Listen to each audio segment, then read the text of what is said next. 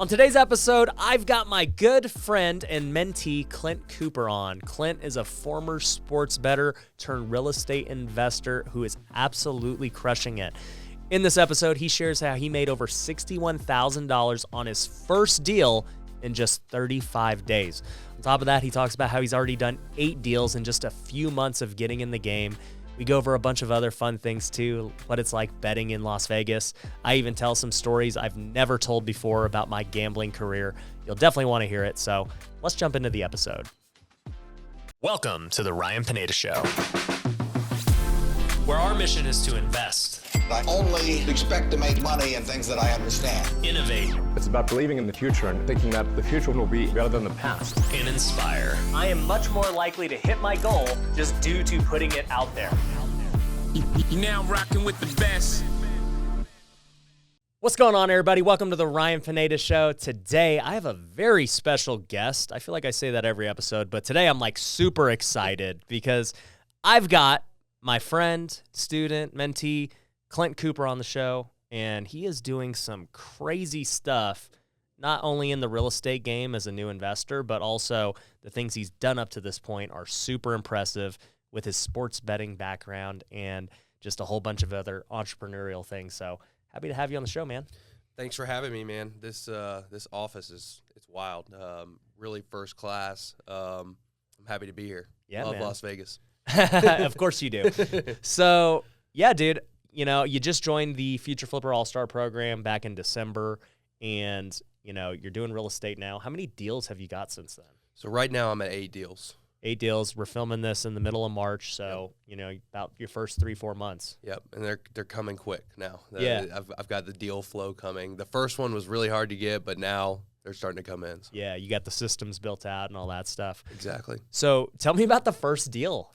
First deal, so it was a lake house, which was, you know, kind of ironic because I lived on Lake Lanier in just outside of the Atlanta area.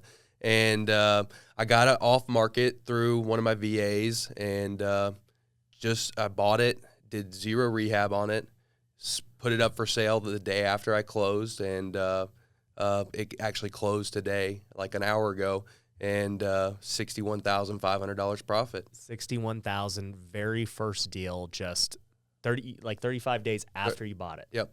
That's insane. I thought I did pretty good my first deal. You know, I made $25,000. I thought I was living it up, and then, you know, you didn't even do any rehab, and you made $61K. Yeah, it was nice. I hope I can do like 100 of those a year. That would be nice. Yeah, if you could do 100 of those a year, you know, you don't really need to do anything else. Yeah.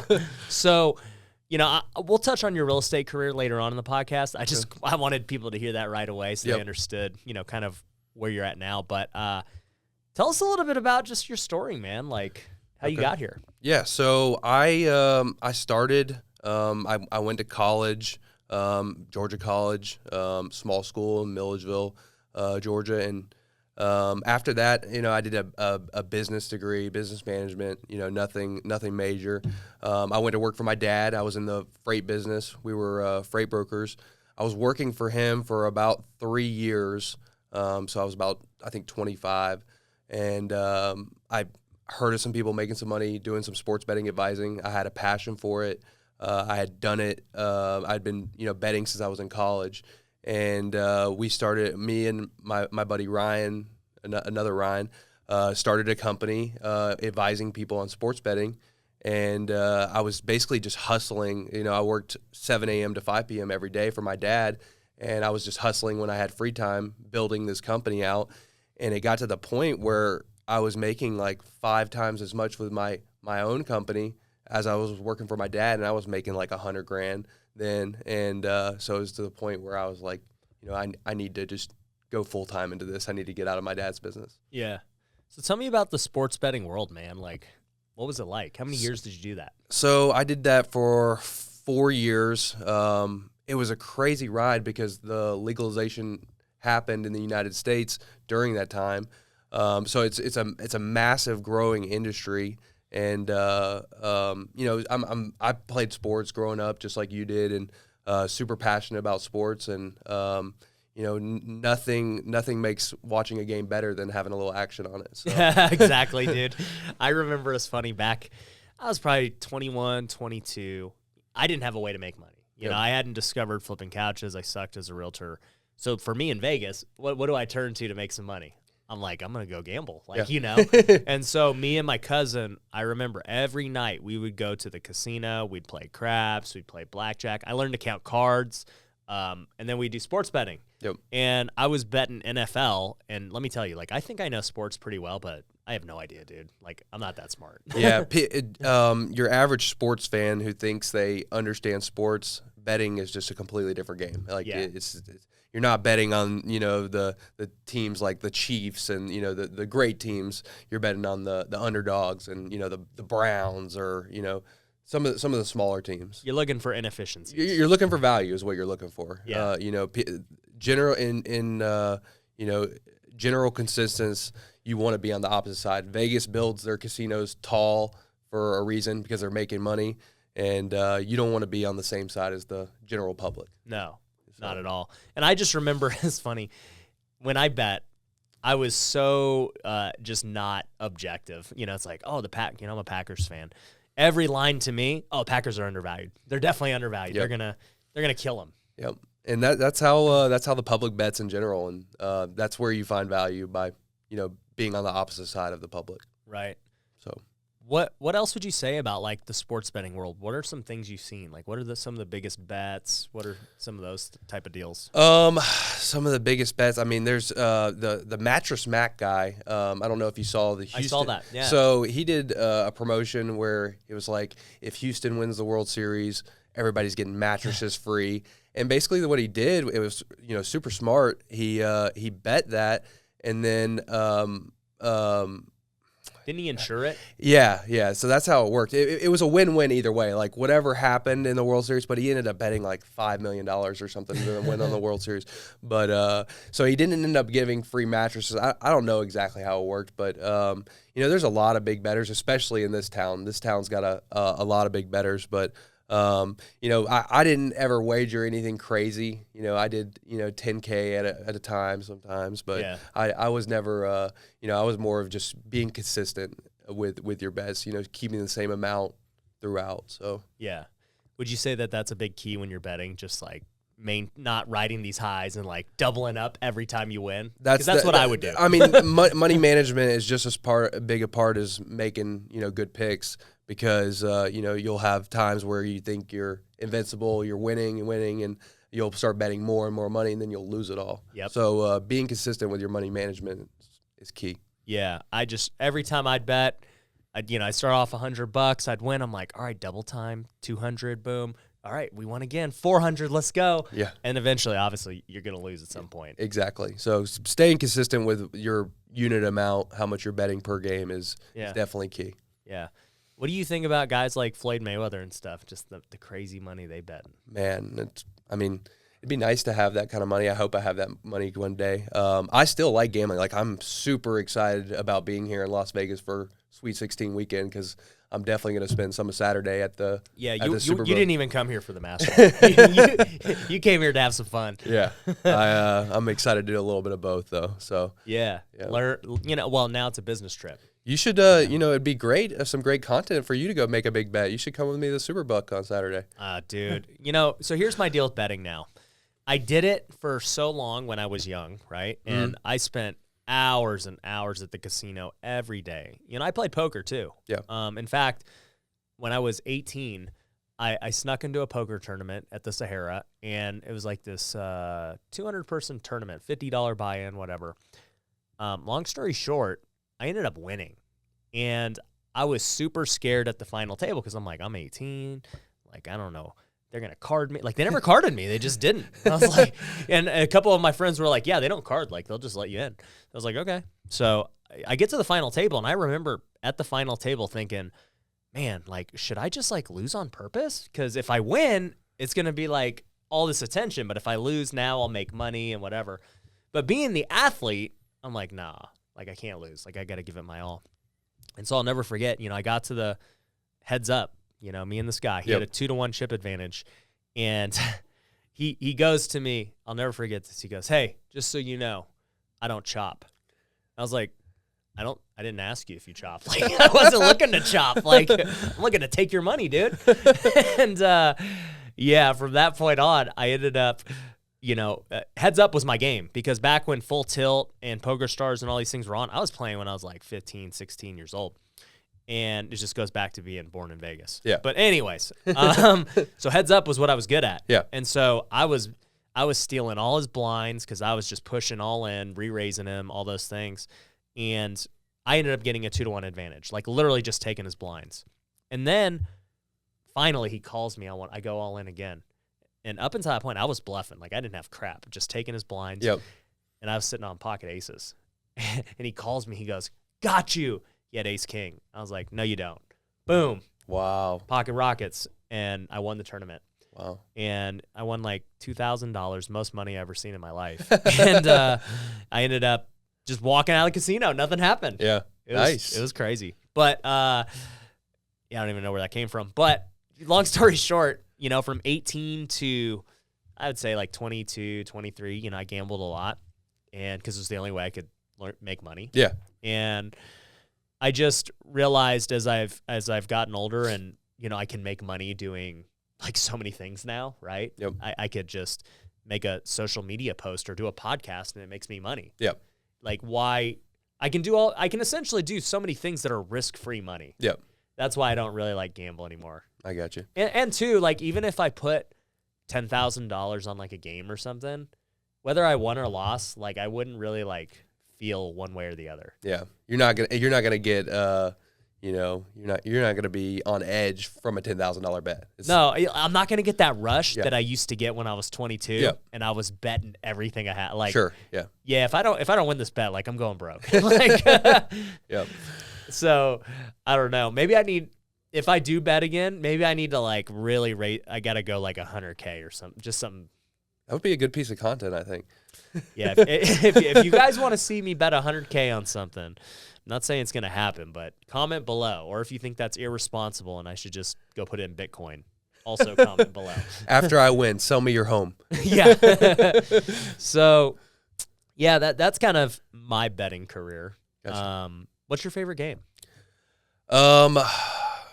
Let me ask, what's your favorite sport to bet on? And then what's your favorite, table game?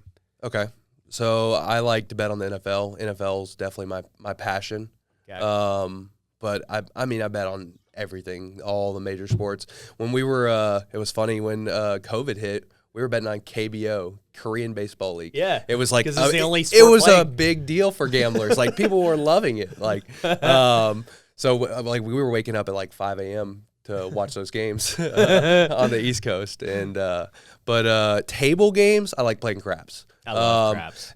I mean, you can't beat the energy at a craps table. Dude. Like on a hot table. It's so much fun. So much fun. I'll play. See, craps is one of those things I will play for fun. Like, has nothing to do with whether win or lose. Like, whatever. It's just fun. Yeah. No, crap. Except when you get those guys who don't pass. Yeah. Yeah.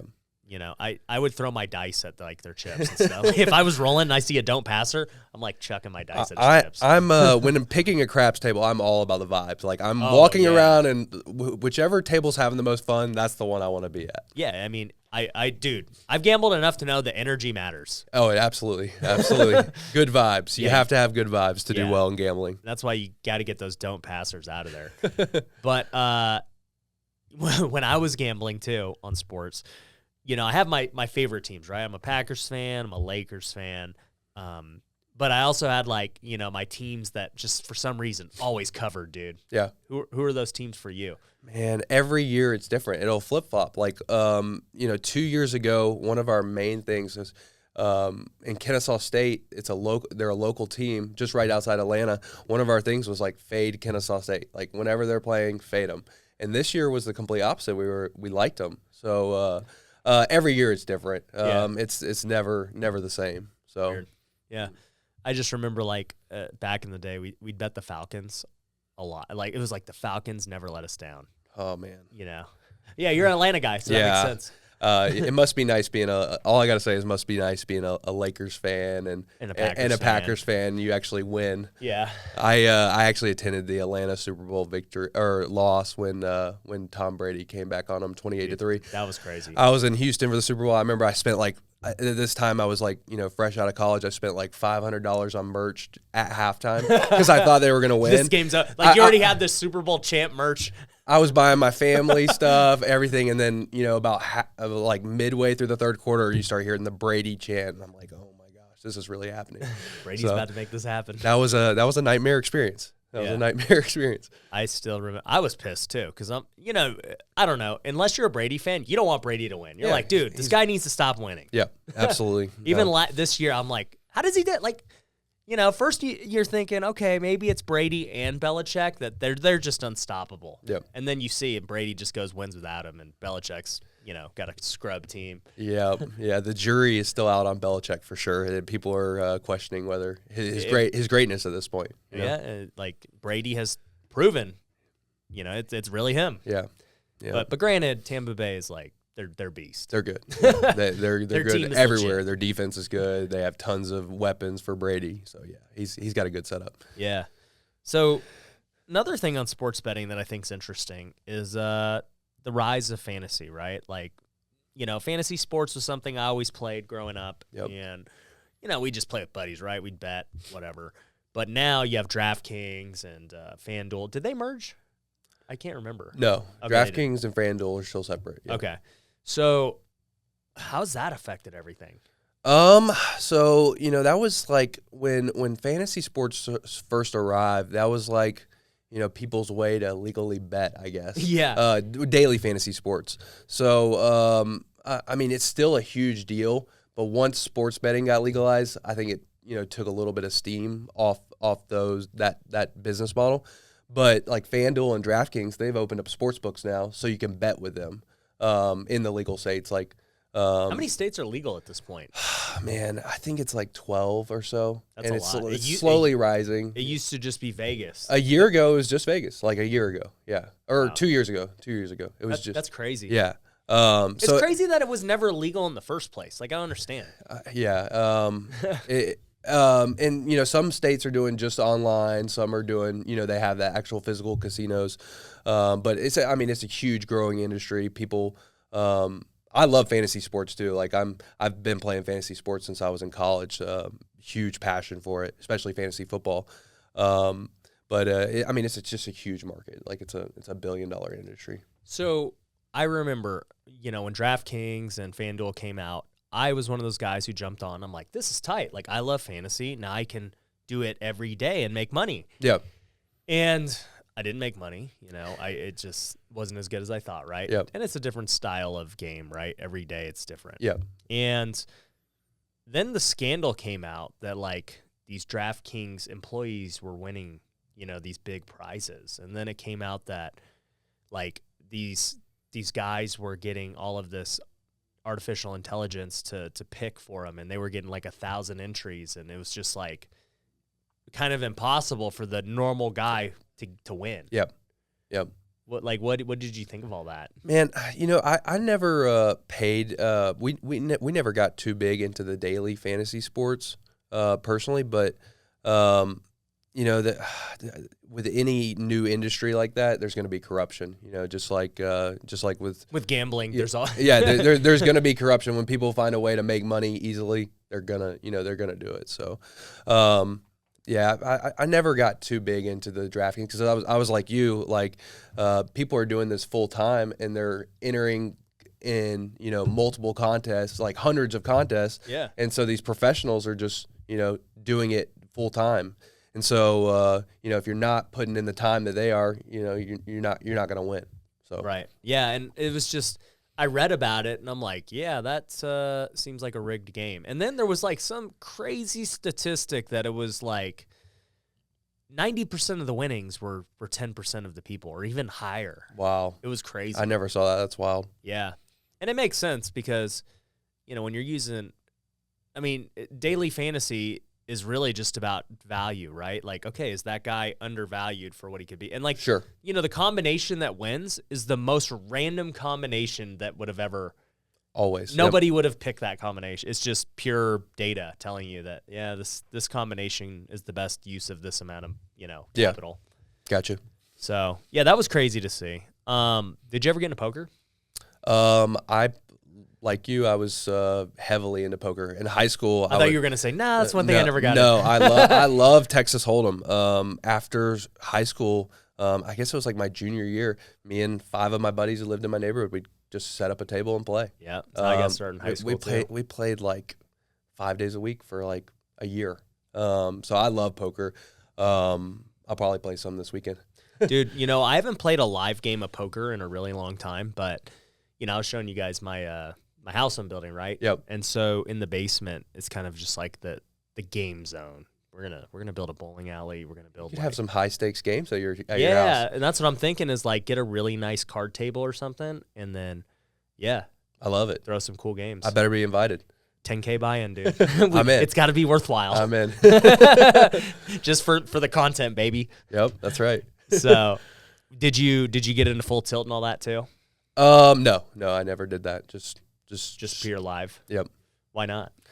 I don't know. That's just never got into it. Dude, I just remember when all of that went down. It's funny that we get to talk about this because I don't think I've really ever talked about gambling in any of my podcasts or like people don't even probably know I did, but growing up in Vegas, it was inevitable. Yeah. Sure. But yeah, I remember I was playing full tilt in college and I was actually like paying for a lot of living playing full tilt. And like poker's one of those things where it is skill based. Like sure. You can definitely make a living. And I just remember when it all went down, like you couldn't withdraw anymore, and there was like all these issues with the site, and everybody's like, "What's going on here?" And then, sure enough, it's like the Fed raided them, and it's crazy, dude. Man, that's wild. It's just like every part of gambling. It's like there's always just some kind of drama or corruption. Absolutely, yep. Always. Even if you look at Vegas in general, like Vegas, it's like started by the mob. Yeah. Mm-hmm. There's no Vegas unless there's this corrupt mob like starting it. And you never know, like with referees or for sports games, like there's just so many things that could affect an outcome of gambling. So corruption's been a problem for a long time.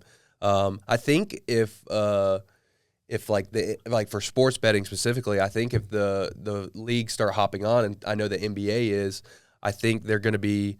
I think there'll be less of it because it's as the leagues accept it, they're going to monitor more closely. I guess you could say it'll be more regulated. Yeah. What do you think? I mean, there was that whole scandal with what was his name, Donahue? I think he was the NBA referee. Yeah. Yep. I mean, I've seen stuff where I'm like, that was rigged. Like, how could you even? I mean, it absolutely happened. Like, there's no doubt that they had someone in their ear telling them that I'm going to give you this amount of money. Yeah, it absolutely happened. Yeah. So, well, what do you think about? Do you think one day that they're going to have artificial intelligence as the referees and umpires and stuff? Man, I think that you probably have a better take on this than me, but I think baseball for like balls and strike calls, I think it absolutely should be. I don't know why they wouldn't. What's your take on that? It'd be weird. I thought about it when I was playing. I think, it'll probably happen. I think it's inevitable. I mean, we already replay so many things now with, that split second. Like, I don't even know why the umpire's out there. Yeah, they could be in front of a video monitor the whole time. Yeah, like, and when you're playing, like, okay, that guy's out. Like, and then the close calls, right? I mean, it's going to replay anyway, and then the screen just flashes out, safe, like whatever. And balls and strikes, same deal. Like, I don't understand why they need an umpire. And I'm going to catch a lot of flack from this for all my baseball buddies, but just with where tech's going in the world, like, I think it's inevitable it's going to happen. It would make the game more consistent, I think. I don't see why they wouldn't do it eventually, Yeah. Well, and two, when you're playing, right, when a call doesn't go your way, and you're just adamant that there's no, like, they're wrong. Like, at least you can do something about it. You can go yell at the umpire and whatever. And ironically, in my 8 years of playing pro ball and then every year of college and high school, I never once got ejected. Like, I never once, like, lost my heat that bad. But you know, I think one of the great parts of sports is watching guys get pissed and get ejected. Oh, it's great. As an Atlanta Braves fan, Bobby Cox was awesome to watch. He was the best. Yeah, that dude, he always get mad. Yeah, always getting ejected. Yeah, so I don't know. I think it could happen. But it'd be tough with like NFL and NBA. Yeah, it would be tough. But I think baseball is like perfect for it, especially like balls and strikes. Like and safe. I mean, there's just safer out. Like there's not anything else. Exactly. So, okay, cool. Well, you know, sports betting is awesome. But I want to start talking about your real estate career. But before we get in your real estate career, let's hear a word from our sponsors. Are you looking to grow your real estate investing business? My company, Future Flipper, can help. We've taught hundreds of people all over the country how to flip, wholesale, and buy rental properties. And it doesn't matter where you're at in your investing journey. Whether you're trying to get your first deal or scale your company, Future Flipper can help. We have courses, coaching, and events for all levels of investors. So if you want to take the next step, go to futureflipper.com and book a free consultation to see how we can best help you. Once again, that's futureflipper.com. Are you looking to find off-market real estate deals? One of the best tools my team uses is Batch Leads. With Batch Leads, you're able to pull data, manage lists, and send text messages. On top of that, you can get nationwide access to the MLS to get pictures and comps. My team has used Batch Leads to get some of our best deals, so I know it works. If you want to start today, you can get half off your first month by going to batchleads.io and using the promo code Ryan. Once again, that's batchleads.io, promo code Ryan for half off your first month. One of the hardest parts about real estate investing is finding a good contractor. That's where Southwestern Custom Construction comes in. They've been doing remodels in Nevada and Arizona since 2006. As a fully licensed and bonded general contractor, they're able to help with any type of renovation, all the way from an entry-level fixer-upper to a custom luxury home. Southwestern Custom Construction specializes in working with investors. I've personally used them on many of my projects, so I know their team is legit. If you want to get a bid on a project, head over to customhomenow.com. Once again, that's customhomenow.com. Now, back to the show. All right, so you ended up getting out of the sports betting world as far as a business goes. You still casually do it, as you said. Yep. And then now you're in real estate, man. Like, what prompted you to go down this path? Honestly, it was my personal homes, the sale, my first home. I think I made $50K on that I lived in. When was this? That was 2015. Okay, my first house. Just lived in it, sold it it just appreciated. Exactly. It's amazing. And then my next house, this is what really opened my eyes. I bought a lake house on Lake Lanier, and I bought it, and 1 year later, I sold it for $250,000 more than I bought it for. 1 year. And why did that happen? Appreciation. I did absolutely. You didn't even get like that great of a deal? No. How did it appreciate that much? I mean, it was $1 million. I bought it for $1 million, sold it for 1.25. Yeah. Now I remember you telling me about that. Yeah. When I was first starting the program, I was like, man, like You're like, what should I do with this? And I'm like, dude, just sell it. Yeah.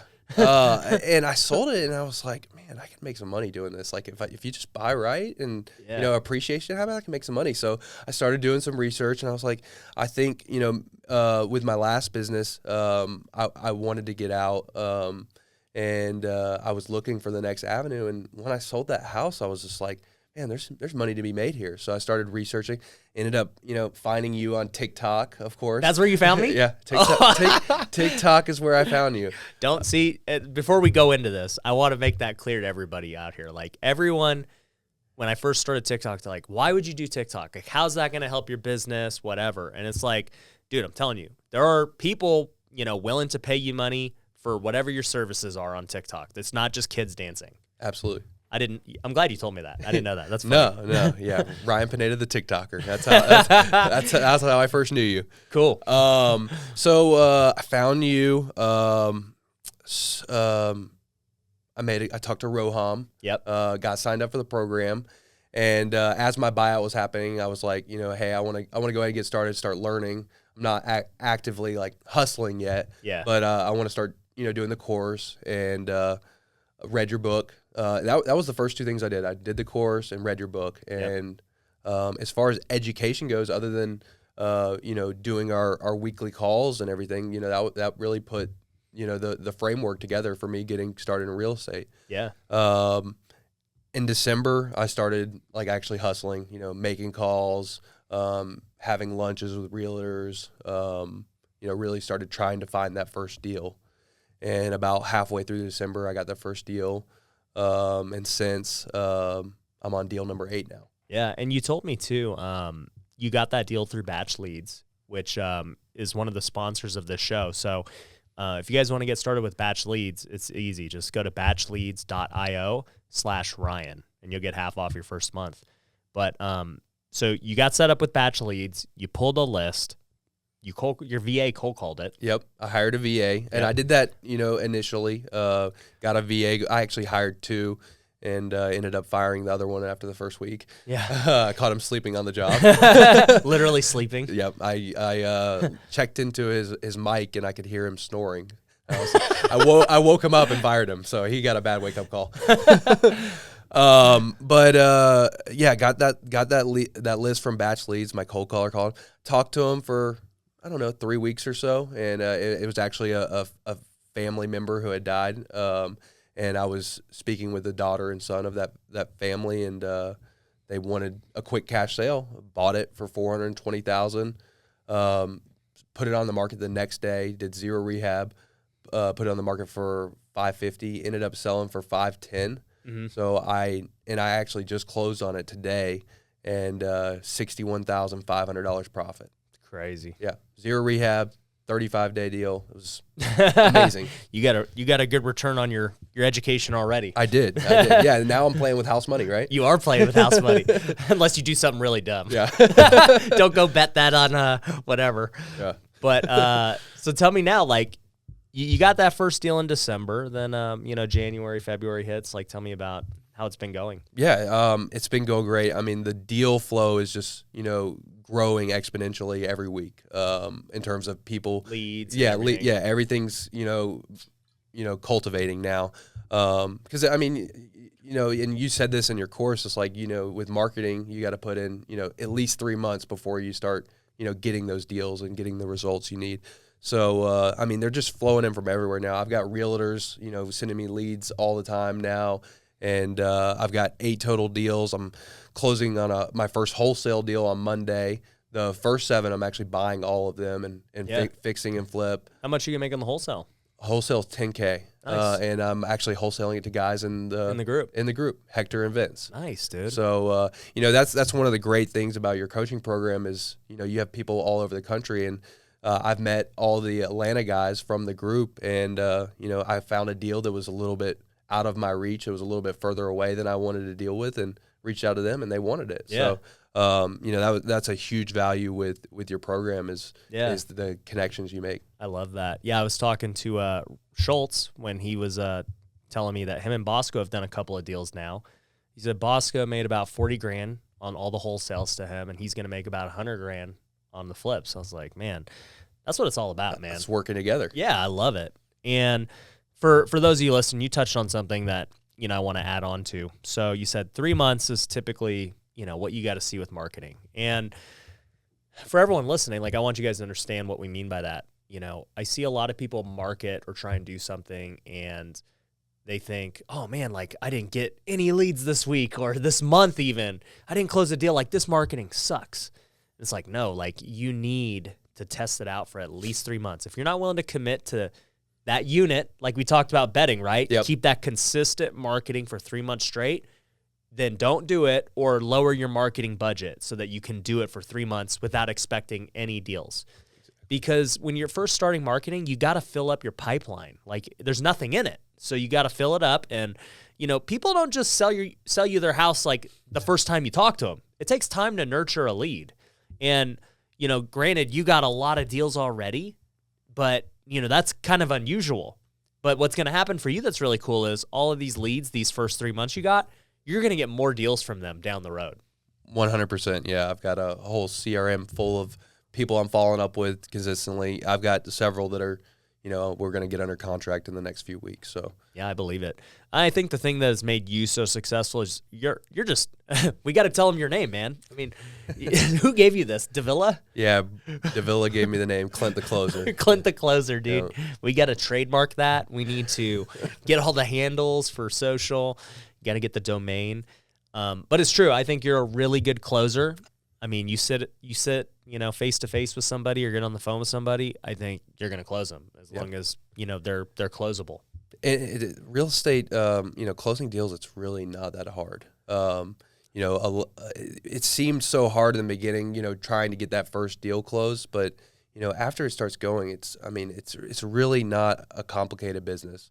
You're basically just buying and selling stuff. So it's you don't have customers, you're dealing with you're investing.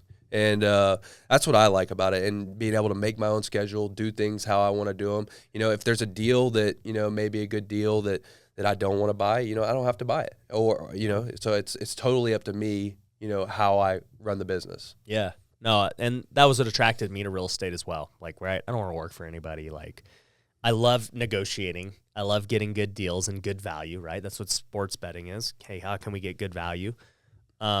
So you're crushing it. You haven't even done your first full year. Who knows how many deals you'll do this first year? What do you have a goal? So my initial goal was 20 the first year, but I think you're gonna pass that. I'm gonna try to get to 30. I would love to do 30 in my first year. I think you can do 30 for sure. What's like your long-term vision for it? Man, seeing everything you're doing is it's attractive. How you're you've got your coaching program. I would love to get into coaching one day. That would be obviously I'm not there yet. I need some years of experience, but I love the business model you have with the coaching. I'd love to eventually get a bunch of Airbnbs, have a beach house, have a mountain house, all that.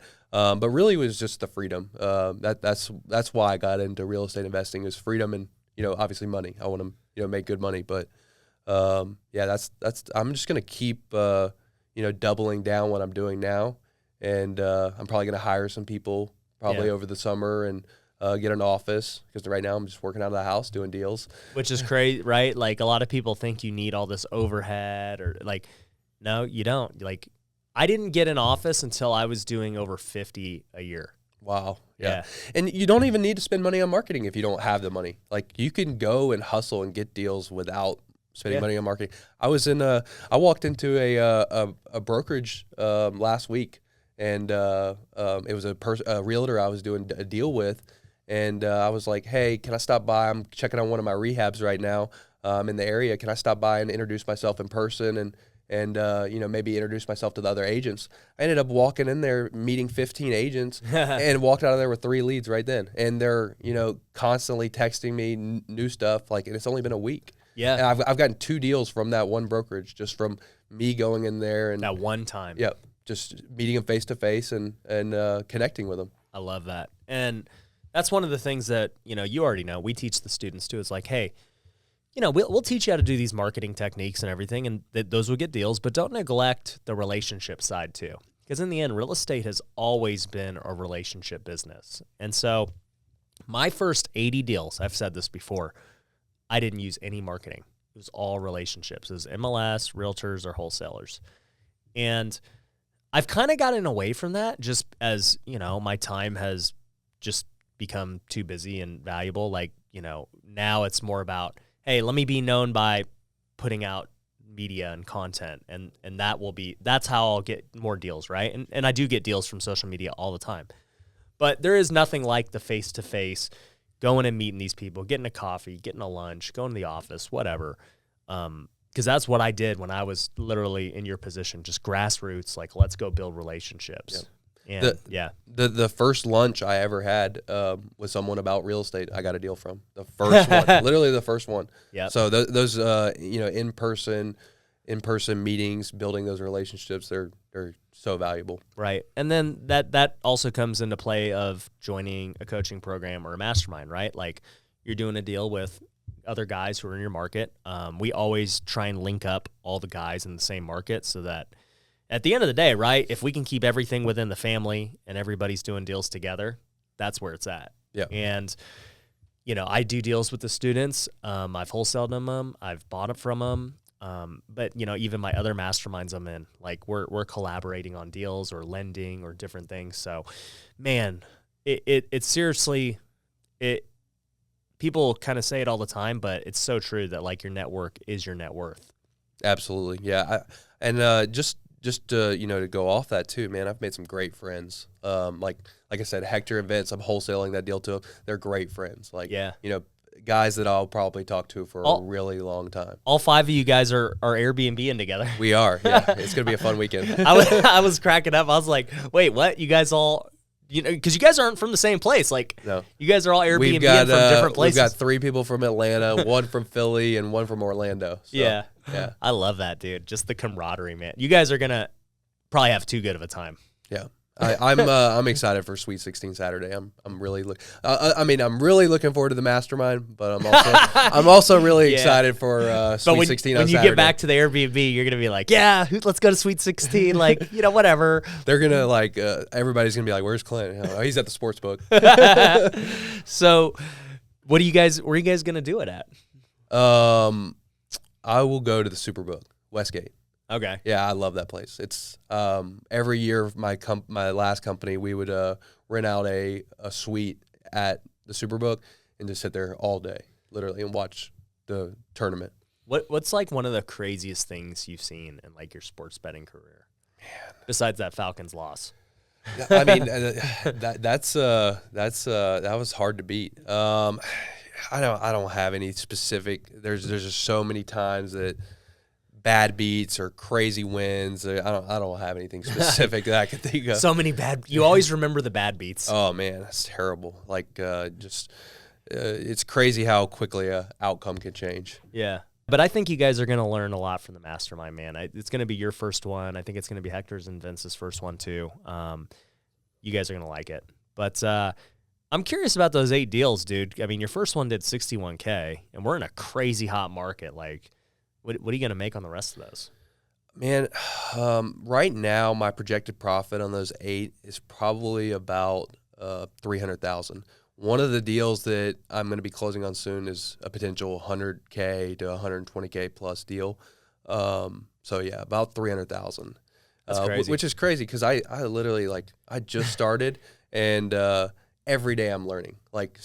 Every day I am learning something new about real estate, learning something going on in the real estate world that I didn't know. There's just so much to learn, but that's the problem that so many people have with jumping into it is they, don't know everything. But for me, the best way to learn is just to jump right in and, take action, figure it out on the way. It took me a while to figure out what a good deal was, but I jumped right in and, I'm just navigating my way, figuring out, I don't know everything. I'm not a 10-year, been in real estate for 10 years or anything. How old are you now too? I'm 29. 29 years old. So yeah, I think what you said is so true with just jumping right in, right? I see so many people who are timid and then they're on the fence, whatever. You're like, you know what? I'm just jumping in and buying 8 deals. Yeah. And, I've obviously being new, I wanted to make sure I'm not getting myself in a hole or anything, but, I've sent it to other investors, I've sent you some of my deals and, all of them are solid. I should, like I said, it's projected for $300K right now, but the way the market's appreciating, it could be, $400K. It really could. I mean, we're just seeing that with all of our deals. I mean, I'm at the point now where I'm telling my guys, I'm like, man, just buy everything. This is so crazy, and there's no signs of it slowing down. Yeah, I mean, I got a house under contract that's supposed to close at the end of April, and new comps keep popping up. It's like $20K, $30K. It's like my ARV's just gone up, $50K by the time we close on it. Yeah, so crazy, dude. Yeah. What? I mean, it's not going to be like this forever, obviously, in real estate, right? Like you're jumping in right like at this this crazy point. So I'll advise you as your coach, enjoy it. Enjoy it while it lasts. I will.